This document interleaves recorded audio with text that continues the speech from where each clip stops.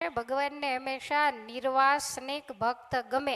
તમે બધા સંસારના સુખ ભોગવો પણ મનથી ક્યાંય બંધન હોવું ન જોઈએ. જો તમે ક્યાંય પણ બંધાણા તો ભગવાન તમારાથી દૂર નીકળી જાય. એટલે કોઈ પણ પ્રકારની વાસના હોવી ન જોઈએ. તમે જુઓ જેટલાના આમાં આખ્યાનો આવ્યા, મેં તમને નામ બતાવ્યા. પ્રહલાદજી તો એ સામાન્ય ઝૂંપડીમાં રહેનારા માણસ હતા. હિરણ્યકશિપુ જેને ત્રિલોકીનું રાજ હતું એના રાજકુમાર હતા. ધ્રુવજી હતા તો ઉત્તાનપાદ રાજાના રાજકુમાર. જનક, અંબરીશ જે હતા એ બધા મોટા મોટા રાજાઓ હતા. બધા ગૃહસ્થો હતા. પણ છતાં એણે ભગવાનને મેળવવા માટે જગતના સુખને એક બાજુ મૂક્યા. મીરાબાઈ કોણ હતા? એ મહારાણી હતા મેવાડના.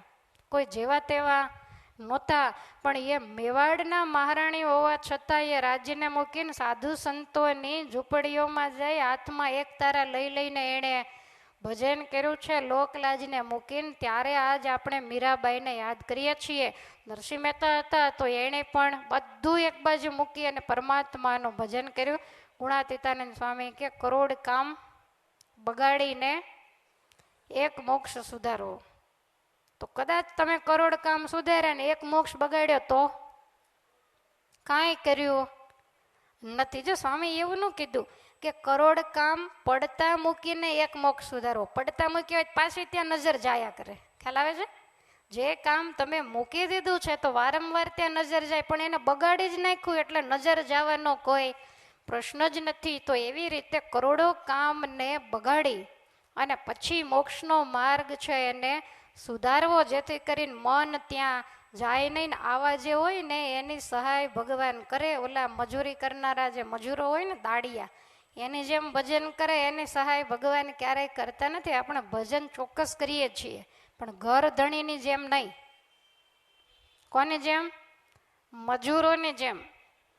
જૂના જમાનામાં અનાજ દળવાની ઘંટીઓ હતી. પહેલાં પેલી ઘંટીઓ નહોતી તો હાથે જ અનાજ દળાતા. રોજ સવારે ઉઠી અને ટોપલો ભરીને ઘઉં કે બાજરી દળવાના હોય. પછી 4-5 દેરાણી જેઠાણી ભેગા રહેતા હોય ને આના દળવા બેસાડે તો આવી રીતે ઘંટી ચલાવે. ખ્યાલ આવે છે?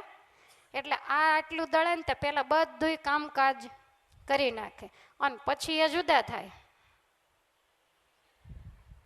એટલી ઉતાવળી શક્તિ ન હોય તોય આવી જાય. કેમ? તો કે આપણું પોતાનું છે ને આપણું એકલાનું છે. પછી બધી બીમારી જતી રહે ને બધું સારું. બીમારી આ જ હોય. એટલે આપણું ભજન કેવું છે? મજિયારા જેવું, સુવાંગ જેવું આપણું ભજન નથી.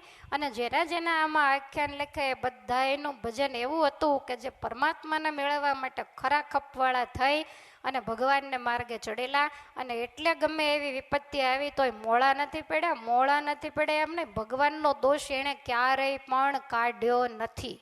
આજે આપણને એવી કંઈક ઓવર મુશ્કેલી આવે ને તો એમ થાય પૂજાની પેટી હવે લાવ્યા ત્યાં પાછી દયાવી. આને રોજ ખોલીને બેસી એના સામું જોતા નથી તો આ રોજ શું પછી ટોકરી વગાડ્યા કરવી? થાય કે ન થાય? સાચું બોલો.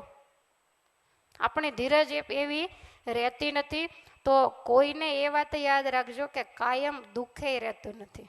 રાત્રિ કાયમ નથી રહેતી. રાત્રિ જાય એટલે દિવસ આવે, દિવસ પૂરો થાય એટલે રાત્રિ.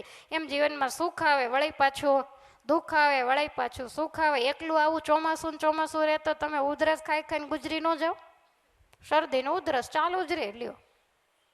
પણ આ જાય એટલે વળી પાછો શિયાળો આવે એટલે વાતાવરણ સૂકું થઈ જાય. પછી એકલી ઠંડીમાં હેરાન થઈ જાય. ડબ્બીઓ ચોપડીને ખૂટી જાય. એટલે વળી પાછો ઉનાળો આવે કે તમે ન ચોપડો તોય સ્કીન સરસ મજાની રહે. એટલે વળી એમાંથી પાછા થોડાક નિવૃત્ત થઈએ અને એસીને થોડાક ઝાપટીને હમા કરી નાખીએ. અને એ બધું પતે એટલે વળી પાછું ચોમાસું. તો આ ઋતુઓ ફર્યા જ કરે. એમ જીવનમાં સુખ અને દુઃખનું ચક્ર એ હંમેશને માટે ફર્યા કરે છે. એક સરખું સુખ હોય તોય જીવ હેરાન થવાનો અને એકલું દુઃખ હોય તોય પણ જીવ હેરાન જ થવાનો. એટલે સ્વામી એમ કે છે કે આ લોકમાં આવ્યા છીએ, આ સંસાર છે એનું નામ દુઃખાલય છે.